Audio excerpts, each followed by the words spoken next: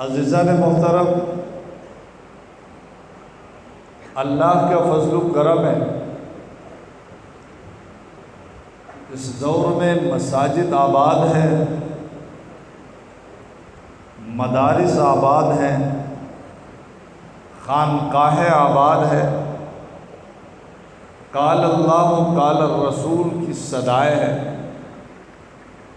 تبلیغی مراکز آباد ہیں، قرآن پڑھا جا رہا ہے، قرآن پڑھایا جا رہا ہے، حدیث پڑھی جا رہی ہے، حدیثیں پڑھائی جا رہی ہیں۔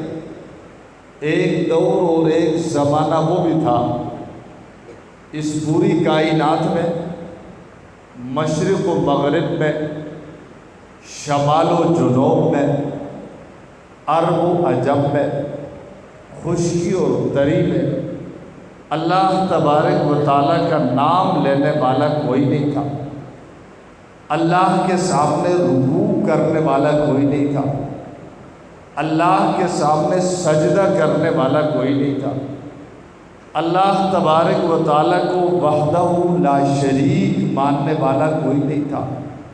ہر طرف تاریکی تھی، اندھیرا تھا، کفر تھا، شرک تھا۔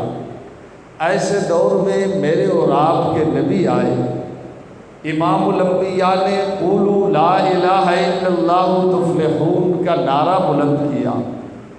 جب آپ نے نعرہ بلند کیا، اس وقت اپنے اور پرائے، قریب اور دور والے سارے مخالف تھے۔ ایسے دور میں جب نبی نے اعلان کیا، وہ خوش نصیب لوگ، وہ افضل و اعلیٰ لوگ، وہ بے مثال لوگ، رحمت عالم صلی اللہ علیہ وسلم کی آواز پر انہوں نے لبیک کہا۔ اس وقت کلمہ پڑھنا آسان نہیں تھا، نماز پڑھنی آسان نہیں تھی، اللہ کا نام لینا آسان نہیں تھا، توحید کو قبول کرنا آسان نہیں تھا، قل هو اللہ احد کہنا آسان نہیں تھا، اللہ لا الہ الا ہو کہنا آسان نہیں تھا، ایک رب کو الہ معبود ماننا آسان نہیں تھا۔ لیکن وہ خوش نصیب لوگ تھے جنہوں نے حالات کو مد نظر نہیں رکھا، بلکہ حالات کو پاؤں کی ٹھوکر پہ رکھ کر نبی کا کلمہ پڑھا۔ ان افراد کو صحابہ کرام کہا جاتا ہے۔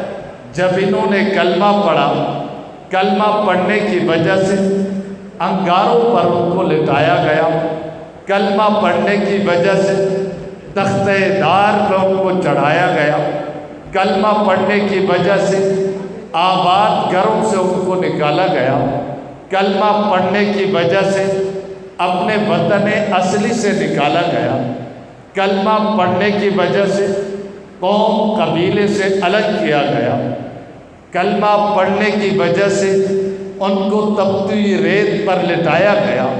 لیکن سلام ہے ان صحابہ کرام کو، وہ انگاروں پر تو لیٹے، تختہ دار پہ تو چڑھے، لیکن نبی کا دامن نہیں چھوڑا۔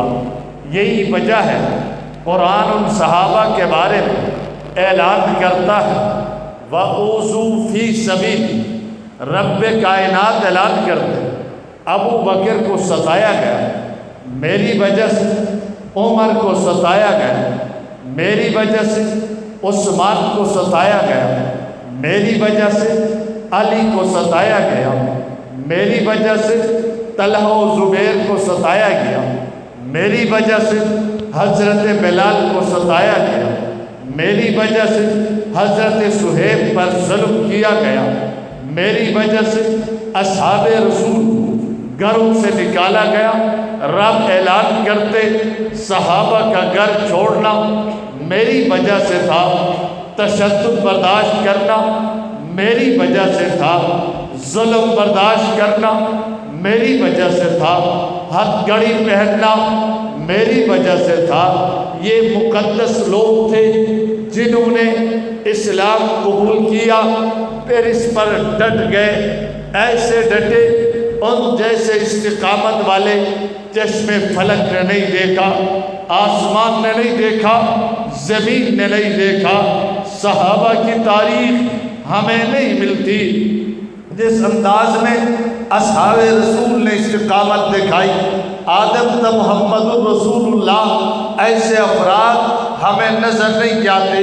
اس استقامت کے بدلے میں رب کائنات نے کئی فائزون کہا، کئی مفلحون کہا، کئی متقون کہا، کئی صادقون کہا، کئی صدیقون کہا، کئی کتب فی قلوبہم الایمان کہا، کئی وَأَلْزَمَهُمْ کلمۃ التقویٰ کہا، کئی وَكَانُوا أَحَقَّ بِهَا وَأَهْلَهَا کہا، کئی وَالسَّابِقُونَ الْأَوَّلُونَ مِنَ الْمُهَاجِرِينَ کہا، وَالْأَنصار کہا، وَالَّذِينَ اتَّبَعُوهُم بِإِحْسَان کہا۔ اس استقامت کی وجہ سے رب نے وَكُلًّا وَعَدَ اللَّهُ الْحُسْنَىٰ کہہ کر ان کے لیے دنیا میں جنت کا اعلان کر دیا۔ انہوں نے پیغام کو لیا، پیغام پر ڈٹے، پھر بیٹھے نہیں، اس کلمے کو لے کر مشرق و مغرب، شمال و جنوب، عرب و عجم تک صحابہ پہنچے۔ میں عرض یہ کر رہا تھا، آج مساجد آباد ہیں، صدقہ صحابہ کا ہے، مدارس آباد ہیں، صدقہ صحابہ کا ہے، تبلیغی مراکز آباد ہیں، صدقہ صحابہ کا ہے، خانقاہیں آباد ہیں، صدقہ صحابہ کا ہے، نبی کی سنت ہمارے پاس ہے، صدقہ صحابہ کا ہے، نبی کا طریقہ ہمارے پاس ہے، صدقہ صحابہ کا ہے، نبی کا حسن، نبی کا جمال، نبی کا کمال، نبی کا علم، نبی کا تقویٰ، نبی کی طہارت، نبی کی صداقت، نبی کی عدالت، نبی کی شرافت، نبی کی ایک ایک ادا ہمارے پاس محفوظ ہیں۔ پہنچانے والے وہ صحابہ ہیں، انگاروں پر لیٹے کلمہ ہم تک پہنچایا، وہ صحابہ ہمارے محسن ہیں، وہ صحابہ دین کے میں ہمارے لیے حجت ہے، وہ صحابہ ہم میں اور نبی کے درمیان واسطہ ہے۔ عزیزان محترم، اگر صحابہ محفوظ ہو گئے، یاد رکھیں پھر یہ پورا دین محفوظ ہوگا۔ صحابہ محفوظ نہیں، دین محفوظ نہیں، نماز محفوظ نہیں، روزہ محفوظ نہیں، حج محفوظ نہیں، زکوٰۃ محفوظ نہیں۔ یہی تو وجہ ہے دشمنان اسلام قرآن پر حملے کے بجائے، نماز روزہ پر حملے کے بجائے اصحاب رسول کے ایمان پر حملہ آور ہوئے، صحابہ کے تقوی پر، اعمال پر انہوں نے حملہ کیا۔ وہ جانتے تھے یہ طبقہ مجروح ہوگا، پورا دین مجروح ہوگا۔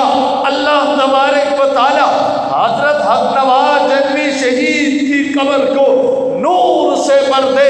حق نواز جنگی شہید نے اس مسئلے کو جانا، میدان میں آئے، صحابہ کے دفاع کے لیے میدان میں آئے، تشدد برداشت کیا، ہتھکڑی پہنی، بیڑی پہنی، میرے حق نواز کو مادر ساتھ ننگا کر کے پیٹا گیا، لیکن سلام ہے حق نواز کو، نہ پیچھے ہٹا، نہ جھکا، نہ بکا، نہ دبا، نہ میسج چھوڑا، نہ کال چھوڑا، نہ پروگرام چھوڑا۔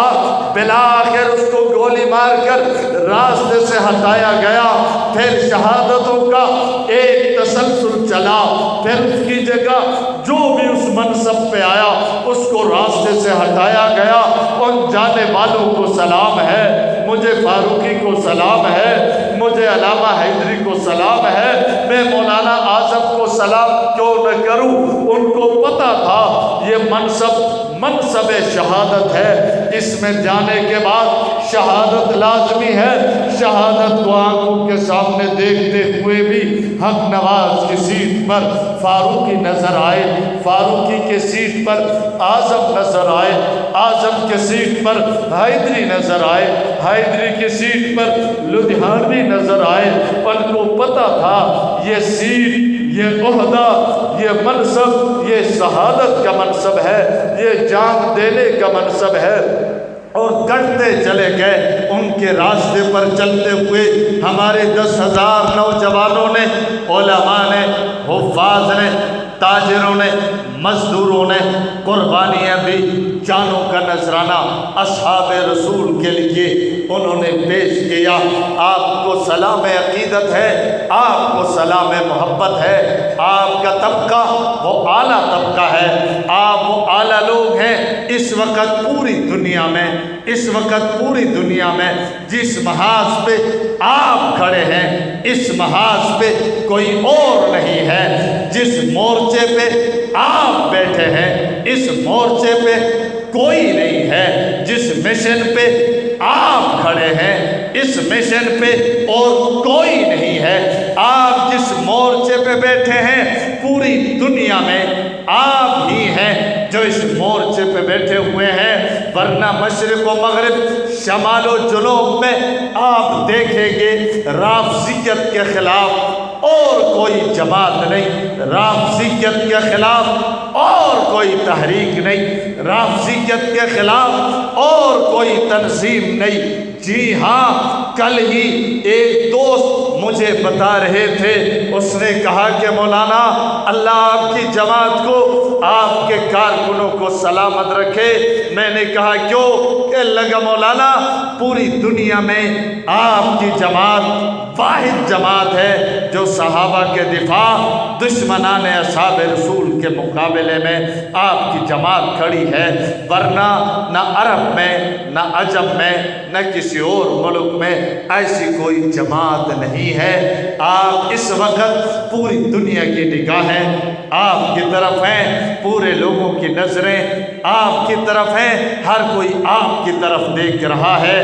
یہی تو وجہ ہے جو شام میں اہل سنت کی ہے، الحمدللہ پاکستان میں وہ نہیں ہے۔ جو عراق میں مسلمانوں کا حال ہوا، وہ پاکستان میں وہ حالت نہیں ہے۔ وہاں مساجد گرائے گئے، مدارس گرائے گئے، قرآن پاک کو جلایا گیا، اصحاب رسول کے قبور کو گرایا گیا۔ آج وہاں سنی مظلوم ہے، وجہ اس لیے ہے وہاں یہ تحریک نہیں تھی۔ آج اگر مساجد آباد ہے، مدارس آباد ہیں، یہ آپ کی قربانیاں ہیں، یہ آپ کی محنت ہے، ورنہ جس انداز سے، جس نظم کے ساتھ یہ یہودی النسل طبقہ آگے بڑھ رہا ہے، حکومت ان کے پیچھے، ادارے ان کے پیچھے، تاجر ان کے پیچھے، بڑے عہدوں پر یہ ہے، بڑے منصبوں پر یہ ہے، اور بڑے بڑے تاجر یہ لوگ ہیں، ہر طبقے میں ان کے لوگ بیٹھے ہوئے ہیں۔ لیکن آپ اور ہم بے سار و سمانی کے عالم میں جب ان کا مقابلہ کر رہے ہیں، یہ آپ کی محنت ہے، یہ آپ کی غیرت ہے، یہ آپ کا ایمان ہے، یہ آپ کی جرت ہے۔ آپ کی وجہ سے مساجد آباد ہیں، مدارس آباد ہیں، خانقاہیں آباد ہیں، ورنہ جس نظم کے ساتھ آگے بڑھ رہے ہیں، حق نواز نہ ہوتا، حق نواز کی اگر یہ محنت نہ ہوتی، یہ جیالے نہ ہوتے، یہ جان باز نہ ہوتے، میرے منہ میں خاک، شاید آج مساجد امام باڑوں میں تبدیل ہو چکے ہوتے، خانقاہیں یہ تبرگاہوں میں تبدیل ہو چکے ہوتے۔ یہ آپ کی محنت ہے، آپ کی جدوجہد ہے، اور اس وقت دشمنان اسلام ایک نئے نظم کے ساتھ، ایک نئے منصوبہ بندی کے تحت آگے بڑھ رہے ہیں، آگے بڑھ رہے ہیں۔ ہم دیکھ رہے ہیں، ہمیں ہر چیز پر نظر ہے، ہم ہر چیز کی طرف دیکھ رہے ہیں، دشمن کے ایک ایک قدم کو نوٹ کر رہے ہیں، اور ہم دیکھ رہے ہیں وہ آگے بڑھ رہے ہیں، ہم دفاع پہ کھڑے ہیں، وہ جارح بن چکے ہیں، ہم اپنا دفاع کر رہے ہیں، وہ ہم پر حملہ آور ہے۔ اور آپ حیران ہوں گے، آپ کے صوبائی اسمبلی میں عید غدیر منائی گئی، آپ کے قومی اسمبلی میں عید غدیر پر بات ہوئی، آپ کے شہر کراچی میں غدیر چوک بنایا گیا۔ اس وقت کا ہم نے سوچا نہیں تھا۔ میرے دوست، دشمن اس انداز میں آگے بڑھ رہا ہے۔ اب ضرورت اس بات کی ہے، ہمیں سستی چھوڑنی ہوگی، کاہلی چھوڑنی ہوگی، ہمیں سستی کو دفع کرنا ہوگا، ہمیں اپنے شہداء کی طرف دیکھنا ہوگا، ہم نے حق نواز کی طرف دیکھنا ہوگا، ایثار کی طرف دیکھنا ہوگا، فاروقی کی طرف دیکھنا ہوگا، آصف کی طرف دیکھنا ہوگا، 10,000 جنازوں کو سامنے رکھنا ہوگا، ان کے چہروں پر نظر ڈالنی ہوگی۔ ہم نے شبیر شہید کا جنازہ اٹھایا، آپ کے علاقے کا تھا، اس کے چہرے کو سامنے لانا ہوگا۔ ہم نے فیصل شہید کا جنازہ اٹھایا، چہرہ سامنے لانا ہوگا، اور جتنے بھی شہداء ہیں ان کے چہروں کو سامنے لانا ہوگا۔ کیا اتنی شہادتوں کے بعد، اتنی قربانیوں کے بعد، ہتھ کڑی کے بعد، بیڑی کے بعد، تشدد کے بعد، لاپتہ ہونے کے بعد، سب کچھ برداشت کرنے کے بعد ہم سستی دکھائیں گے؟ زور سے سستی دکھانی چاہیے۔